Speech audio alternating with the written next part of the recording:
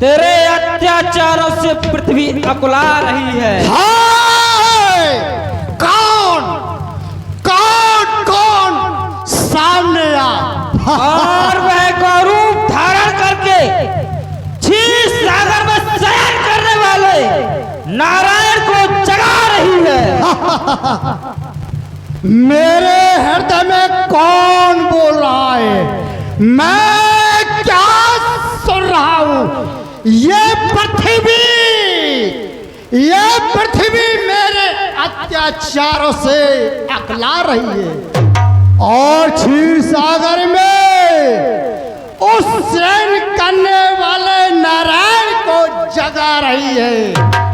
हाँ हाँ, और सुन अधर्म मूर्ख अज्ञानी, ये देवताओं की दूसरी वाणी।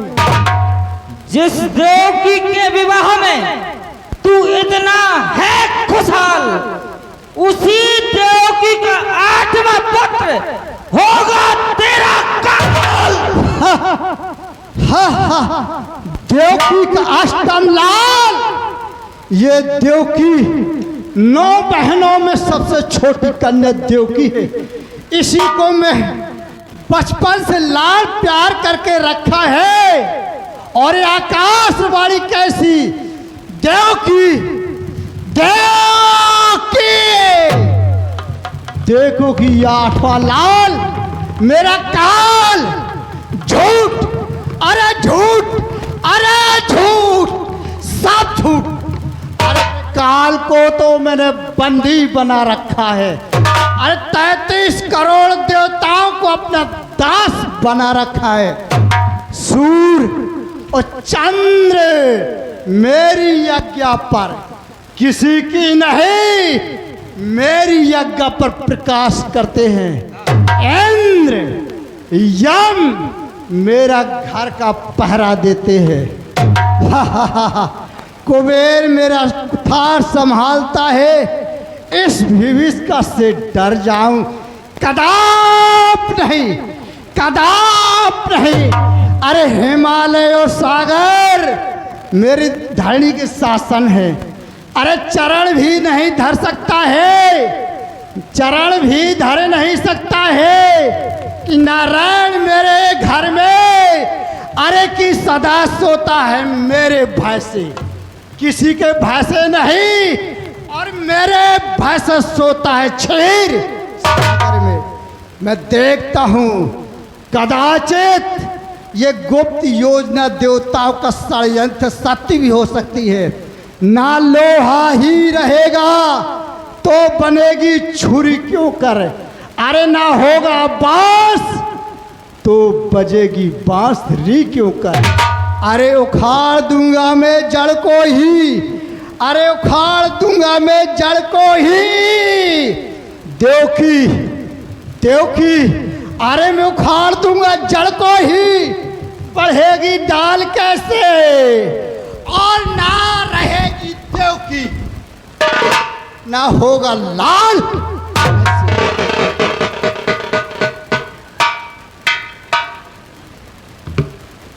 देवकी देवकी, रास्ता नीचे, इसी दम उतर, इसी दम उतर। देवकी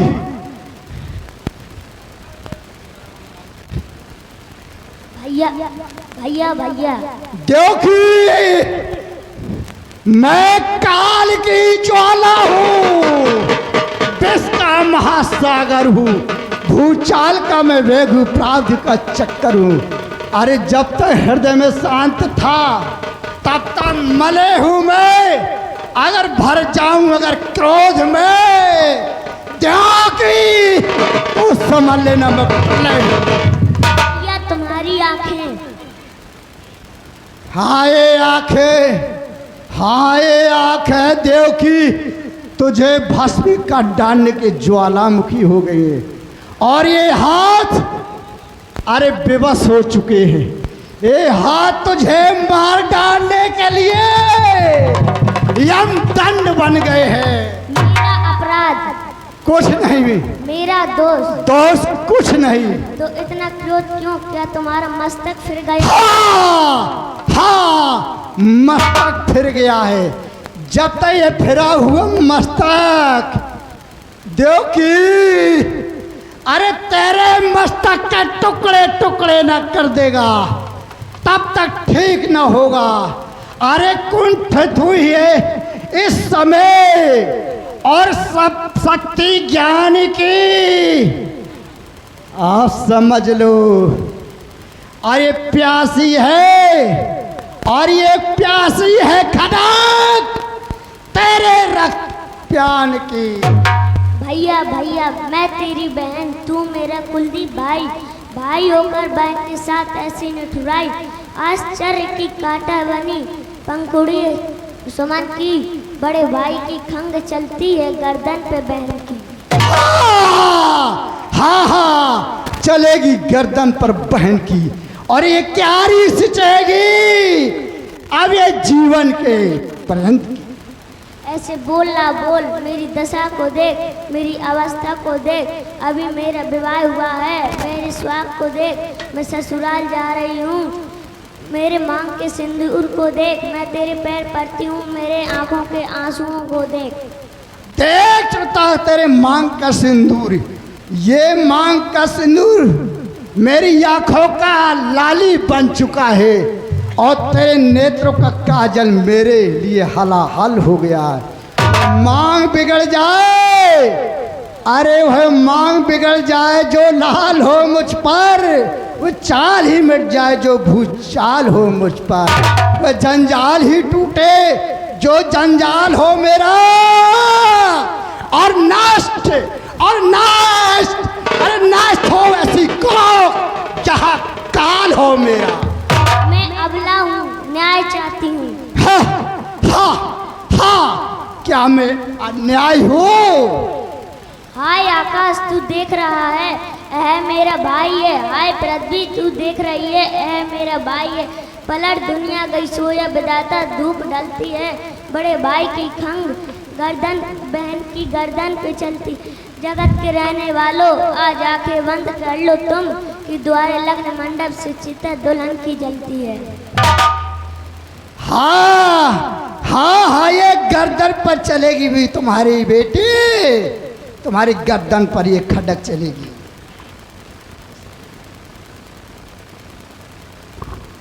दया दया है क्षत्रिय कुलभूषण दया। तुम्हारा यह बहनोई तुमसे प्रार्थना करता है कि तुम युवराज होकर इतना नाचार ना करो, एक भाई होकर बहन पर इतना अत्याचार ना करो। देखो अभी तक इसकी हथेली शकुन की मेहंदी से रंगी हुई है, इसकी ये चूड़ियाँ तुम्हारी ही पहनाई हुई हैं, इसकी ये लटें तुम्हारी ही बंधवाई हैं। हाँ, ये तो मैं भी जानता हूँ। ये बेटी मैं इसको सबसे ज़्यादा चाहता था। अरे तब बांधी थी, अब खोलूंगा, अरे खींचूंगा और मरोड़ूंगा, और नहीं जरूरत, अरे नहीं जरूरत है इन चूड़ियों को, इन चूड़ियों को मैं तोड़ूंगा। तो फिर मैं भी जीते जी इसकी ये दुर्दशा नहीं देख सकता। नहीं देख सकते हो तो अपनी दोनों आंखें खोल लो। अरे क्या कहा, आंखें खोल। तुम हमारे सामने हमारी स्त्री पर खंग उठाओ और हम आंखें खोल लें। तुम हमारे ही सामने एक अबला को मार डालने के लिए तैयार हो जाओ और हम आंखें फोड़ लें। अरे फोड़ लें आंखें तो हम, फोड़ लें आंखें तो हम प्रथा इस संसार में, और जन्म लेना था किसी कायर पुरुष परिवार में। अरे शोर की संतुत कहा कर, किस तरह मुख मोड़ में और सामने अन्याय देखें और आंखें।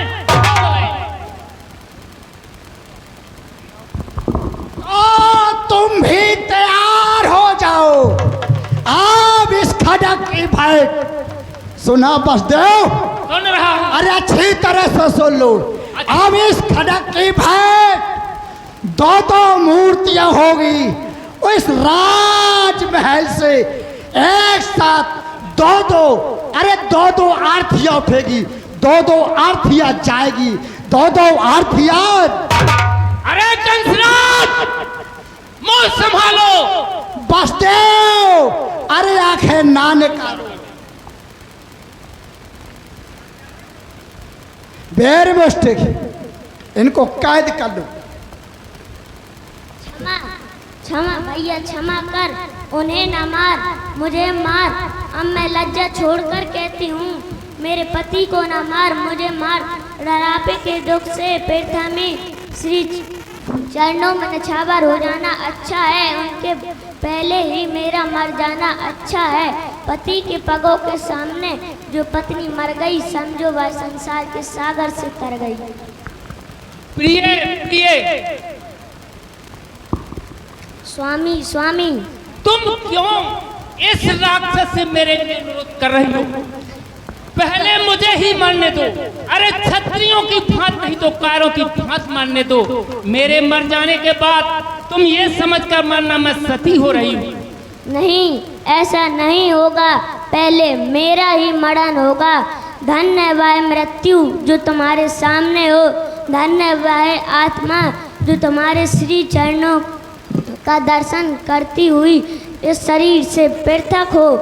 उठा उठा, अपनी खड़क उठा। इधर इसका बार हो, इधर बार दूं मैं प्राण। जीते जी अपने नाथ पे बलियार दूं मैं प्राण। अच्छा तो संभल जा। खबरदार, यह कैसा अत्याचार!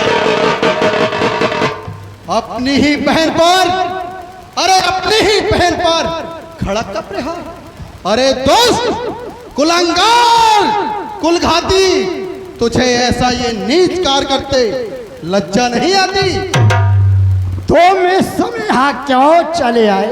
वाह वाह, पुत्र पिता से कह रहा है, तुम यहाँ इस समय क्यों चले आए? अरे तू इन निरपराधियों का रक्त बहाए और तेरा ये पिता इस मथुरा नगरी का राजा उग्रसेन यहाँ आने भी न पाए। अरे मूर्ख कंस, यह दोनों तेरे कौन है? कौन है? यह तेरे बहनोई और बहन है। नहीं, बैरन और बैरी, चले जाइए, अन्यथा तुम्हारे पद का भी ध्यान नहीं रहेगा। ये खड़क किस पर चले मुझे फिर ध्यान नहीं रहेगा। अरे चलने दो। बच्चों के आगे पिता का सिर जाए तो जाए, पर पिता के होते इन बच्चों को कुछ आंच ना आए। अरे कंस, हमको तो मरना ही है, सिर पर नाच रहा है काल। पुत्री और जमाता का देख नहीं सकते ये हाल। तो तुम जानो, अरे बट्टा ना लगने पाएगा पिताश्री, अरे बट्टा ना लगने पाएगा वीरों की आन पर। ये समझो मैं नंगी तलवार लिए हूं, फिर मुझे होश नहीं रहेगा। अब ये खंग जा नहीं वापस हो सकता है म्यान पर।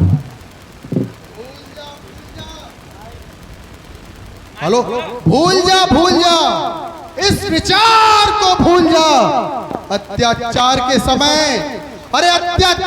समय नीति के उस उद्गार को भूल जा। यदि और सिर उठाएगा तो ये तेरा पिता, इस मथुरा नगरी का राजा उग्रसेन, तुझे अभी बंदी बनवाएगा और कारागार में भिजवाएगा।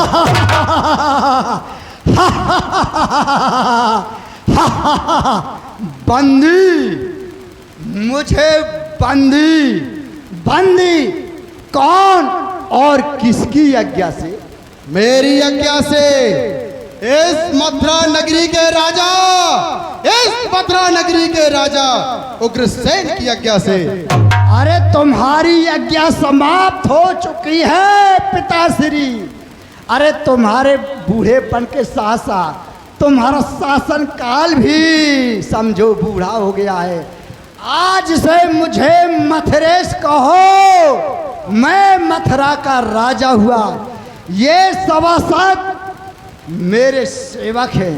अरे देखू तू, अरे देखू तू, अरे किसके हाथ में पड़ती है हथकड़ी?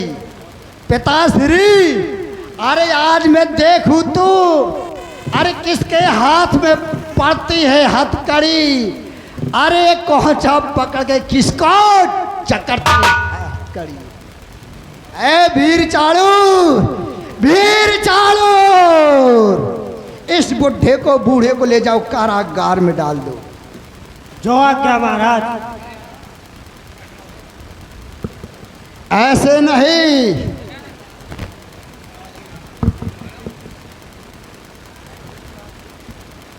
मथुरेश, हम मृत्यु की गोद में तो पड़े ही हुए हैं। मरने से पहले हमारी एक शंका निवृत्त कीजिए। अच्छा आप पूछ रहे थे, बताइए। आप इतने क्रोधातुर क्यों हैं? मुझे विदित हुआ है कि देवकी का अष्टम लाल मेरा काल होगा। यह आपको कैसे विदित हुआ? ये अंदर की आत्मा से, सूक्ष्म विचार से और गुप्त झनकार से। तो इसका उपाय यही कि हम दोनों को मार डालें। यदि आप हमें छोड़ दें तो हम 8वां पुत्र आपको भेंट करेंगे। और जो नहीं किया तो फिर?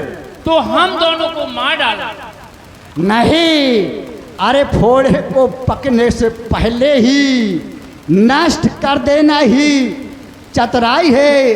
अरे शत्रु को जीता छोड़ देना ही बुराई है। कंसराज, तो शत्रु हम हैं या वो पुत्र?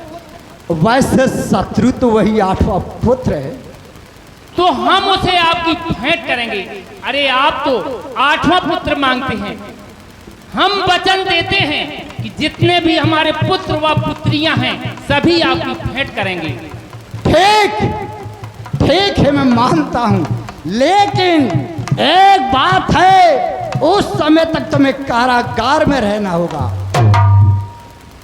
और तो डालो यह कंगन, इसकी जगह अरे लोहे के कड़े डाल दो, कड़े डाल दो। अरे जहां पर मेहंदी लगी थी वहां पर हथकड़ियां होगी, और जहां पर ये बंधे थे कंगन, अरे जहां पर ये तुम्हारी कंगन, वहां पर हथकड़ियां होगी और पैरों में बेड़ियां होगी। मंजूर है? जी महाराज। तो ठीक है, जाओ जाओ राजमंत्री, जाओ लोहे के कड़े डाल दो और 7 कमरों के अंदर बंद कर दिया जाए, काल कोठरी में।